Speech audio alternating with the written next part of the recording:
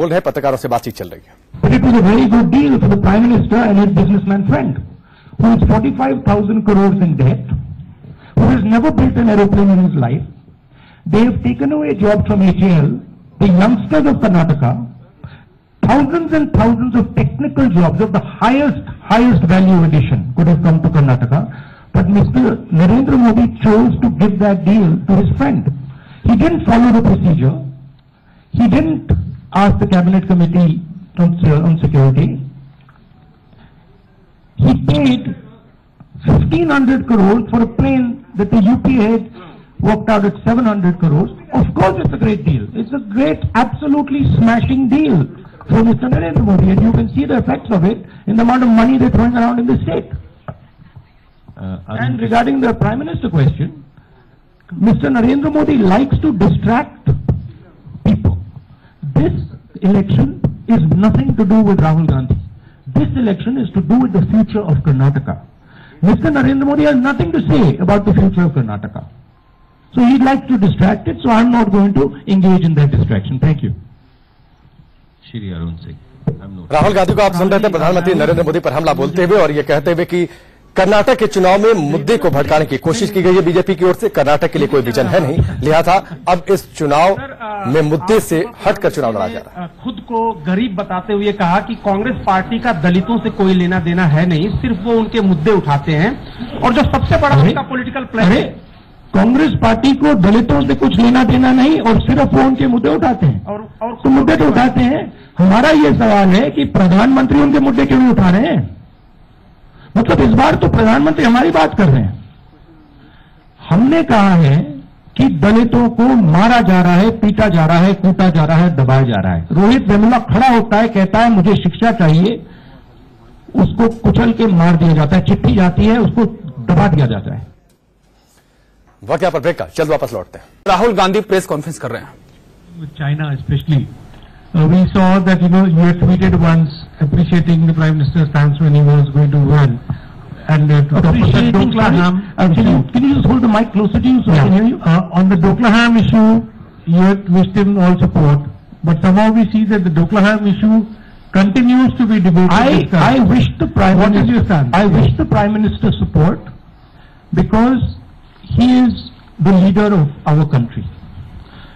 I expected the Prime Minister in in China, to go as the leader of our country and stand right there and tell the Chinese and speak to them about Doklam. The Prime Minister went to China after the Chinese have entered Doklam and didn't mention a word about Doklam. He didn't say a word. The Prime Minister had a conversation with the Chinese president with no agenda. Are you telling me there is no agenda? There is an agenda. It's called Doklam. There is an agenda. It's called the Maldives. There is an agenda. It's called Nepal. Of course there's an agenda. What does he mean by going to China and having a discussion without an agenda? The agenda is we are surrounded on all sides. That's the agenda.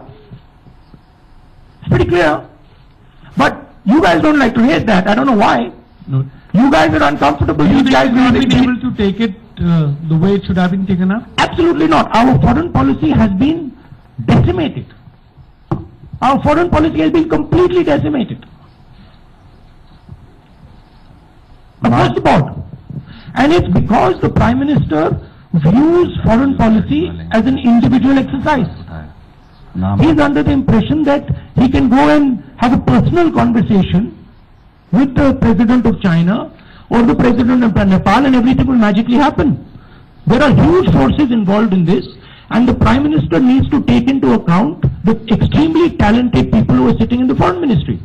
The Prime Minister needs to carry his own people with him. Are there any conversations going on with the Finance Minister, with the Defense Minister about this type of strategy? No. It's a one-man show. From TV9. Since the mic was not coming to Kannada, I would request, sir, I will come to you. Of course, I know you so well. Certain discipline all of us will have to maintain, and I assure you Congress President, Chief Minister and other leaders will take as many questions as possible. They are not like the current Prime Minister who doesn't address a PC. Can we go to, as I'm very passionate about this China issue. Let me tell you, in my view, the central challenge in front of our country today is our ability to give jobs to our youngsters. That's the central challenge. China is a competitor of ours. China is also a rising power. We are in an environment where we have to manage our foreign policy with extreme care. And I'm very passionate when I see fundamental blunders being made. Fundamental blunders. I saw a video recently of the Pakistani Republic Day parade with Chinese troops marching in it. What does that tell you? I see complete change in the position of Russia with regards to India. I see the Russians supplying Pakistan with weapons which they've never done before. So there is a disaster that has been created on the foreign policy front. And it is, frankly, it is very dangerous for this country. That is why you're hearing sort of slightly louder expression from my side. TV9, Shri Pramod. Hello sir, this is Pramod from TV9. I have a question that you have conducted the cycle yatra in Kolar against the petrol price hike, and you have also accused the Modi government of fleecing the common man. And don't you think they are following the UPS policy? And my another important question is, what is your stand on Mahadai? On the one hand, government of Karnataka is trying to solve the issue, but Goa Congress is protesting against that. And BJP still referring to Sonia Ji's comment she has made during the election campaign that is favorable for Goa. So what is your stand on Mahadai issue and what is AICC stand? Can you clarify? The petrol issue is very simple. The policy of the Congress party was to give benefits of the petroleum products, of the price of petroleum to our people. During the Congress regime, the price of petrol was crude oil was $140. Crude oil was $140 a barrel. Today that price is hovering around $70 a barrel. Huge amount of money has been saved by the government of India. The government of India can choose who to give that money to. The Congress party spent that money in schemes like Narega, schemes like Farm Loan Waiver, which were pro-people schemes. The BJP has simply taken that money, lakhs of crores, and given it to their friends. So absolutely the policy is the same, but who you give the money to is completely different. There is massive amount of money that is coming, and that should be distributed. On the other issue, it is up to the Prime Minister to resolve that issue. Whatever resolution comes out, we support. That the issue should be resolved as soon as possible, fairly. Maya Sharma ji, right there, just behind him. I can see her sitting there. Okay, thank you. Maya Sharma from NDTV. You've spoken about the personal attacks being made by Prime Minister Modi, and there have been many, whether it's... You agree with that there have been many personal attacks? Do you like the tone of those attacks? As an individual, do you like the tone? Do you like to see your politics being reduced to that? It has been very interesting to see the level of debate and the level of comments being made by the Prime Minister. Both sides have do you appreciate both sides of those comments? Both sides have made personal comments. Don't worry, I'll let you off. Both sides have, of course, been making personal attacks, but Prime Minister Modi has, of course, targeted you in many, many ways, whether it's making fun of your response to a person here in Bengaluru saying that if the Congress did get a majority, you would be ready to become Prime Minister, and also, although it's an old one, your Italian ancestry, whether saying that you could debate in your mother's language or mentioning your mother's maiden name when she came to campaign here in North Karnataka. How do you respond to this? Not just as Congress President, but as an individual, as a human being. Your question to me, I'm asking you. I can respond with the story. If you want me to respond with the story, I can respond with the story. Many years ago in this country, Buddha was sitting with his disciples. A person came and started abusing him, shouting at him, saying nasty things to him. and after about very abusive language, nasty stuff, and then after about an hour or two, the person left. So Buddha's disciples said to Buddha that, what have you done? This man has come to you, he's abused you, he shouted at you.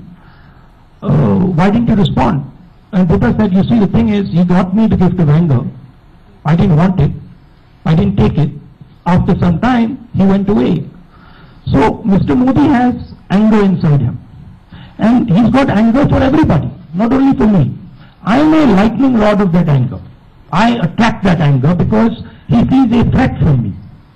But his anger is his problem. It's not my problem. My problem is how to help the people of this country. Thank you. But any response you'd like to give to that whole Italian origin, which is being used as a my mother is Italian. My mother has also lived larger part of her life in India. She's more Indian than many Indian people I see. My mother has sacrificed for this country.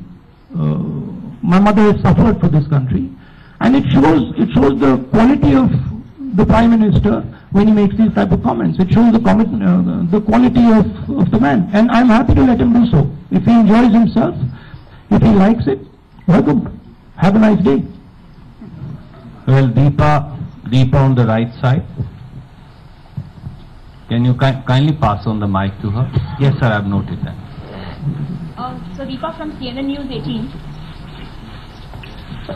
Sir, a couple of questions. One is, we are seeing about 20 plus union ministers coming here today on the last day of campaign.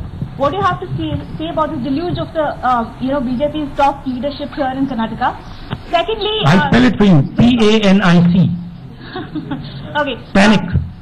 They are panicked because now they are noticing and realizing that the Congress party is doing things differently. The Congress party showed them what it was capable of in Gujarat, and now the Congress party has clearly demonstrated to them what it is capable of in Karnataka. I'm happy that as many of the ministers that would like to come can come. Frankly, it helps us because this is a fight between the spirit of Karnataka and the RSS. We are very clear. We don't want a barrage of leaders from outside the state to come here and fight for us. We are depending on our extremely solid leadership from Karnataka, and we are raising the voice of the people of Karnataka. You see, what is actually happening here, and this is something, my friends in Karnataka, you have to realize. The RSS is trying to take over your state. The RSS is attacking Basavana, it is attacking your language, it is attacking your culture, it is attacking your wonderful food that you fed me so much that I put on a little bit of weight. It is trying to decimate your way of life. ये थे राहुल गांधी जो press conference कर रहे थे और प्रधानमंत्री मोदी पर भी निशाना साधा कि वो गुस्से में रहते हैं और वो लगभग सभी से नाराज रहते हैं।